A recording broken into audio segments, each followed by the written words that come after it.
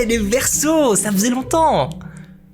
Un mois c'est long. Et oui, bienvenue dans ta guidance de septembre. Mais qu'est-ce qui t'arrive? Faut pas broyer du noir comme ça. Hein? Non, rassure-toi, tu ne seras pas seul en septembre. Et si tu veux parler, il y aura des gens pour t'écouter. Ça va mieux? Ok, alors abonne-toi.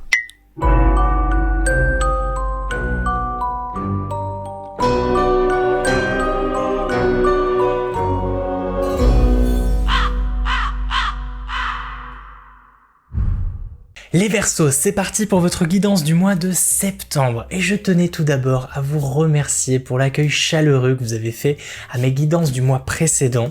Donc on repart bien entendu sur le même principe, la même formule. Je vais juste changer la quasi-totalité des jeux, sauf le tout premier qui reste le Golden Universal Tarot, dont on va tirer 2 cartes. Voici la première et la seconde.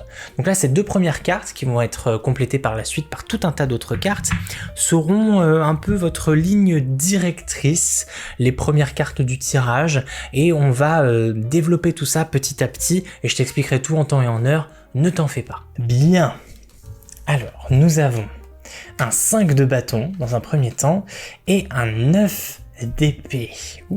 D'emblée comme ça, on commence sur quelque chose de plutôt chaotique. Comme on peut le voir sur les 2 images, ça n'a pas l'air d'être très folichon.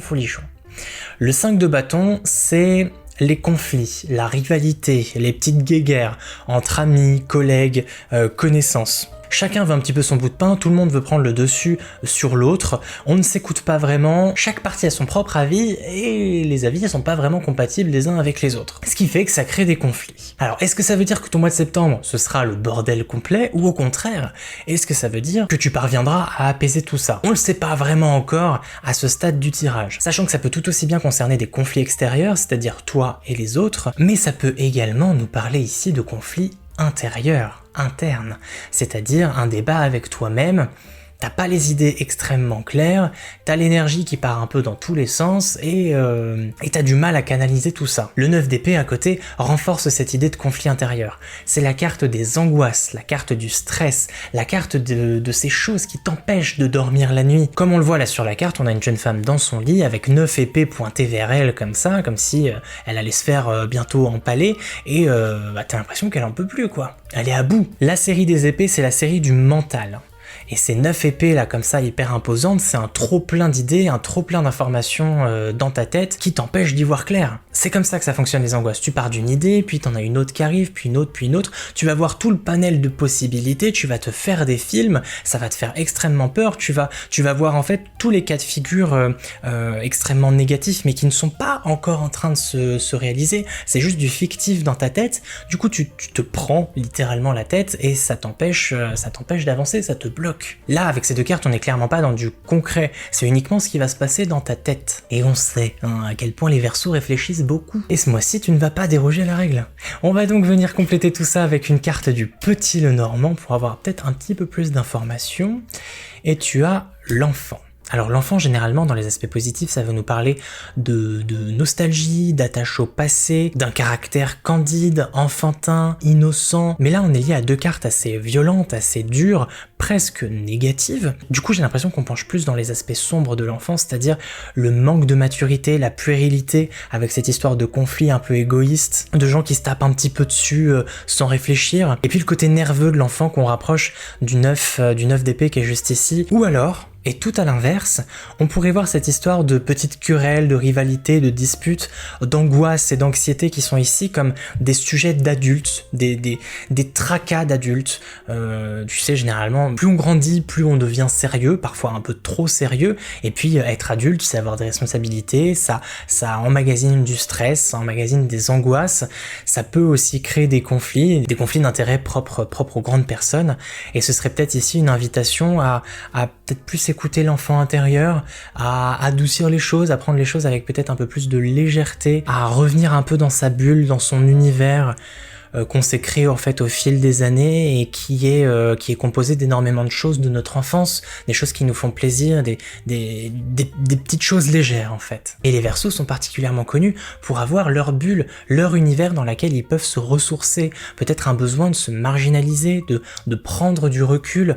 Je sais pas, si tu aimes lire, si tu aimes jouer aux jeux vidéo, si tu aimes passer du temps, je sais pas, à la nature, revenir sur d'anciens lieux de vacances dans lesquels tu te sentais bien. Tu sais, ce sentiment de nostalgie où on se dit ah, c'était vraiment mieux avant, parce que y avait pas tous les tracas d'aujourd'hui, il y avait pas tous les problèmes qu'on connaît là maintenant dans notre vie actuelle. Donc voilà, peut-être ce besoin de s'apaiser en passant par l'enfant intérieur. Pour l'instant, c'est ce que je vois. On va donc maintenant venir parler des aspects positifs, les succès de ton mois, les réussites, les choses que tu vas parvenir à accomplir.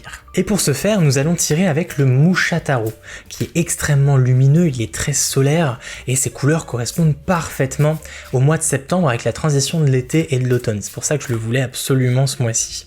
Donc la première carte, et la deuxième. Très bien. Donc nous avons ici le 3 de denier et le valet de coupe. Et le valet de coupe, ça rejoint parfaitement la dernière idée que j'ai évoquée avec les 3 premières cartes. Ce petit gars, c'est celui qui ose se faire plaisir, qui ose se faire du bien. C'est un valet, il transmet donc une énergie de commencement, de début, tout comme l'enfant qu'on a ici. Souvent les valets sont dans l'apprentissage d'un domaine de compétences. Là pour le coup c'est le valet de coupe, les coupes c'est l'émotion. Donc c'est à commencer en fait à ressentir quelque chose, apprendre quelque chose de nouveau sur le plan émotionnel. Ça peut être aussi une nouvelle rencontre. Mais avant toute chose, ça reste la carte de celui qui ose se faire plaisir. Il est possible que ces dernières semaines, ces derniers mois, tu t'empêchais de te faire plaisir, tu te retenais quelque part, tu n'écoutais peut-être pas suffisamment ton ressenti, tes intuitions, ce qui fait que tu ne te sentais pas forcément comblé, forcément satisfait, satisfaite, mais en septembre, tu vas enfin t'accorder ça. Au moins. Donc est-ce que ça a un rapport avec ce retour aux sources? Très certainement. Trop de tracas, trop de conflits et un besoin de se faire plaisir. Donc est-ce que ça se traduit par la rencontre de quelqu'un de nouveau? Ça se pourrait. On a également ici le 3 de denier. Le 3 de denier, c'est la carte du travail, et je dirais même plus le travail d'équipe, d'une bonne cohésion de groupe. On a sur cette carte 3 personnages. De dos, un homme ou une femme qui pourrait être le client ou la cliente. On a ensuite le maître d'œuvre ici qui présente des plans, et on a l'ouvrier, l'artisan qui est à l'œuvre en fait. On est donc sur une équipe qui fonctionne bien et tout le monde en fait y trouve sa place. Chacun ici a la possibilité de faire briller ses compétences. C'est la carte de la complémentarité, de la coopération. On est ici sur une relation constructive, où chacun tire profit de ce que l'autre a à lui apporter. Il y a une très bonne communication, une très bonne entente, les choses sont bien faites et sont faites dans les temps. Donc concrètement, si on parle ici de réussite pour ton mois de septembre, le travail sera peut-être à l'honneur, cette histoire de coopération, de bonne entente en groupe, en société, et on y voit également un alignement sur tes émotions, sur ce que tu ressens. Enfin, tu comprends ce dont tu as besoin, et tu te l'accordes. On va venir tirer une carte du Petit Lenormand pour voir s'il n'y a pas des informations complémentaires qu'on pourrait tirer de tout ça. Et nous avons l'encre. Et on est ici sur une très très belle carte par rapport aux énergies un peu chaotiques qu'on a pu tirer auparavant. L'encre, c'est justement le fait de s'ancrer, de se poser, enfin de se calmer.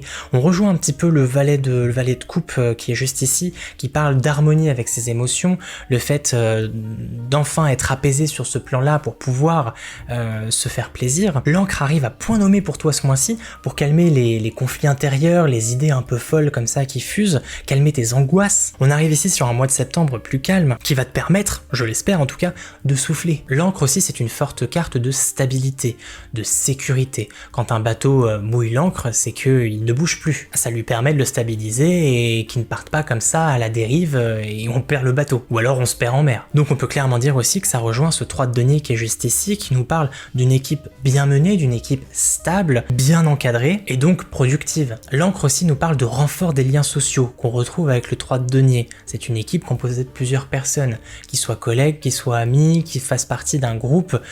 Ils vont ensemble dans la même direction, mais surtout, grâce à l'encre, ils sont soudés. Finalement, et dans un contexte un peu différent cette fois-ci, on pourrait parler du fait de lever l'encre aussi. Une encre, c'est pas forcément se poser, mais c'est partir, prendre le large, enfin changer d'ambiance, changer de lieu, bouger. Un départ en vacances inespéré, le fait de voir un peu du pays, de voir du large, de voir du beau monde, de voir d'autres personnes, peut-être aussi s'ouvrir à d'autres. Voilà ce que je vois dans tes réussites et tes succès du mois de septembre. On va maintenant voir les aspects négatifs, oui, je sais, mais il en faut. Et éventuellement, on reviendra un petit peu sur les cartes précédentes si nécessaire. Nous allons donc tirer, pour ce faire, avec le Deviant Moon Tarot, dont j'ai une première carte qui vient de sauter, et qui est l'étoile. On va tirer une deuxième carte, et tu as le 5 de coupe. Alors, les 5 dans le tarot sont jamais hyper glorieux, quelle que soit la série dans laquelle on les retrouve. Ici, le 5 de coupe, ça va nous parler de disputes, de désaccords, de mésententes. Comme on le voit ici, c'est pas très folichon, mais cette carte-là est riche d'enseignements et je pense que ça rentre parfaitement en lien avec le début de ton tirage. C'est la carte qui traduit l'expression « voir le verre à moitié vide » ou à moitié plein, selon le sens dans lequel tu le prends. Comme on le voit ici, il y a 2 coupes qui ont l'air intactes et 3 coupes renversées. Ce qui signifie que ces personnes ont l'air de se concentrer, de s'attarder uniquement que sur les défauts, les mauvais aspects, les trucs négatifs. Ils voient tout en noir, alors qu'il reste de l'espoir. Tout n'est pas perdu. C'est l'une des leçons principales de cette carte que l'on peut largement rapprocher d'une des leçons de l'étoile également, qui est l'espoir. Là, tu as une étoile en zone négative, donc comme une étoile éteinte, comme si tu avais perdu tout espoir, et on le retrouve ici avec ses angoisses, avec ses débats intérieurs, t'as l'impression d'être accablé par tout un tas de choses, tu as peur, et tu as probablement l'impression d'être démuni, d'avoir perdu ton étoile, d'avoir perdu cette chose qui te guide ou qui te protège. Mais je te rassure, on ne perd jamais son étoile, elle est toujours là. Peut-être qu'il y a certains moments où elle va briller un peu moins, en grande partie à cause du fait que tu ne la vois plus, c'est-à-dire que le ciel est nuageux, et tu ne perçois plus sa lumière, mais je te rassure, elle est toujours là, toujours aussi brillante, mais c'est à toi de faire fuir les nuages et de faire taire les voix qui te freinent, qui t'empêchent d'avancer, qui te bloquent. Tu t'imagines le pire alors qu'il y a clairement du positif. Il y en a toujours, même dans les endroits insoupçonnés. On va venir tirer une des cartes divinatoires d'Algariel pour avoir une information supplémentaire sur la partie négative, les obstacles et les freins de ton mois.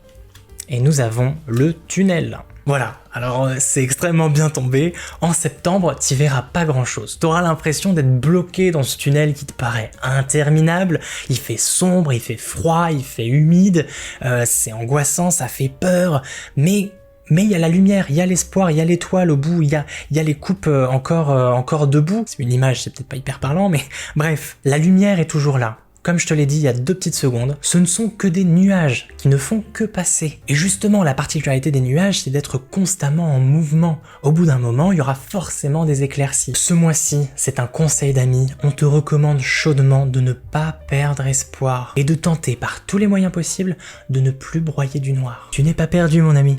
Rassure-toi, la roue de fortune, elle tourne constamment. Je vais maintenant te tirer une carte du langage secret des animaux pour aller creuser un peu dans l'aspect social de ton mois. Les amis, les amours, la famille, les collègues, tous les autres. Et ce mois-ci, tu as donc non pas un animal, mais un élément qui est le bois. Qu'est-ce que ça nous dit ? Croissance, connexion, soutien et renouveau. On retrouve le mot connexion dans un emplacement social qui, moi, me rappelle tout de suite le 3 de denier qui est juste ici et qui te parle de travail d'équipe, de cohésion d'équipe, de soutien aussi, qu'on retrouve également là. On te rappelle donc, ce mois-ci, que tu n'es pas seul. Et c'est ce qu'on a très souvent tendance à se dire quand on broie du noir tout seul au fond de son lit. Ce besoin de retour en enfance, cette nostalgie, pourrait également te permettre de reprendre contact avec des personnes de ton passé qui pourraient être d'un soutien crucial pour toi, dans le cas où tu n'irais vraiment pas bien. Il y a le mot croissance qui est là, et qui est un lien direct avec l'enfant qui est juste ici. Revenir dans le passé pour mieux construire son avenir. Et puis on a le mot renouveau, la nature qui s'épanouit, qui est liée à cette étoile éteinte, ou cette étoile cachée en tout cas, qui est juste ici, qui se manifestera une fois que tu auras atteint le bout de ce tunnel et que tu seras enfin sorti de cette torpeur angoissante, de cet état qui te pèse, quoi. D'ailleurs, ça me fait penser, mais l'encre c'est quelque chose de très lourd, qui peut être pesant, qui peut être assimilé à un boulet. Peut-être que dans les aspects négatifs, c'est aussi se détacher de quelque chose, jeter l'ancre, mais la détacher complètement, se déchaîner, briser la chaîne qui te bloquait quelque part et qui te permettra enfin maintenant de t'épanouir et voilà, de prendre le large. Bien. Maintenant, je vais te tirer une ultime carte avec l'oracle Mission de vie d'Isabelle Serre, afin cette fois-ci d'aborder le domaine professionnel de ton mois de septembre, parler d'argent, parler de projets, parler du travail. Et on va rendre ta guidance un petit peu interactive, on va jouer un petit jeu. Je vais te tirer une carte mais je vais pas te la montrer tout de suite. Parce que tu vas me poser une question fermée, c'est-à-dire dont la réponse est un oui ou un non, et il faut que cette question soit en rapport avec le domaine professionnel. Est-ce que tu as des doutes sur la voie que tu as empruntée aujourd'hui? Est-ce que tu veux quitter ton travail? Est-ce que tu es à la recherche d'un travail? Est-ce que tu as des questions sur patron, patronne ou collègue, par exemple? Qu'importe, pose-moi ta question, je te laisse quelques secondes, et la carte va te répondre par oui ou par non. Est-ce que c'est bon pour toi? Très bien. La réponse est donc un oui, car le titre ici est doré et non pas bleu nuit. Tu as du coup la carte réseau de télécommunications. Et en plus de ça, tu as une petite indication temporelle qui est juste ici. Alors, t'en fais vraiment ce que tu veux, tu peux en faire abstraction totale hein, si tu le souhaites, mais ça peut éventuellement donner une indication supplémentaire à ta réponse, ou alors donner une indication en plus à ta guidance. L'été, on est encore en plein dedans, ça peut jouer. Tu en fais ce que tu veux. Encore une fois, ça me paraît assez évident, assez transparent. Dans un domaine professionnel, on te parle ici de réseau. Moi, je fais tout de suite un lien avec le 3 de denier qui est juste ici et qui te parle de travail d'équipe. Donc, sachant que ça fait partie de tes réussites et succès du mois, le contexte professionnel sera un peu mis à l'honneur en septembre. D'ailleurs, ça je l'ai pas dit, mais ça peut être aussi du domaine scolaire. Si, admettons, tu es encore étudiant ou étudiante, là, on pourrait parler d'un binôme qui fonctionne, d'un binôme ou plus, hein, un groupe, hein, parce que bon, là, ils sont au moins 3. Bref, tu m'as compris. Ça, c'est uniquement si on se concentre sur le mot réseau. Mais la carte, elle ne nous dit pas que ça. Elle nous dit réseau de télécommunications. Qu'est-ce que c'est un réseau de télécommunications? C'est les réseaux sociaux. Il est probable qu'en septembre, la technologie et les réseaux sociaux aient une importance particulière dans ton projet professionnel, dans ton travail, afin de te développer, te faire connaître, admettons que tu sois indépendant, étendre ton champ de possibilités et apprendre de nouvelles compétences grâce aux personnes qui partagent ta passion, qui partagent ton corps de métier par exemple. Discuter, échanger, partager avec des personnes à distance afin de vendre ton produit ou te vendre toi. Admettons que tu sois à la recherche d'un travail, il serait peut-être temps de te concentrer sur des CV à envoyer par mail et via les réseaux sociaux plutôt que de te concentrer sur la version papier. Ça peut être une invitation à ça, ou tout simplement se lancer ou se reconvertir dans les métiers du marketing digital via les réseaux sociaux et autres créations de sites web. Alors certes, ça va pas parler à tout le monde, mais j'essaye d'étendre un peu le champ des possibilités de cette carte-là. Mais je me fais pas de soucis car en bon petit verso que tu es, je sais que la technologie et toi, ça fait bon ménage. Voilà mes petits versos, c'est ainsi que s'achève votre guidance de septembre. On se retrouve super vite sur la chaîne et je vous fais de gros bisous. Ciao. Psst, c'est encore moi. Ouais, je sais. Mais je tenais juste à te dire que si t'as besoin d'un peu plus de précision sur ton mois, tu peux aller voir la guidance de ton signe lunaire et de ton ascendant. Tout est là, hein, je vais pas te faire un dessin, t'as qu'à cliquer sur ce qui vient d'apparaître à l'écran. Et si t'as envie de discuter, comme ça, je t'invite à venir me suivre sur Instagram, mon pseudo s'affiche juste en bas. Et voilà, hein, sur ce, porte-toi bien, et on se dit à plus.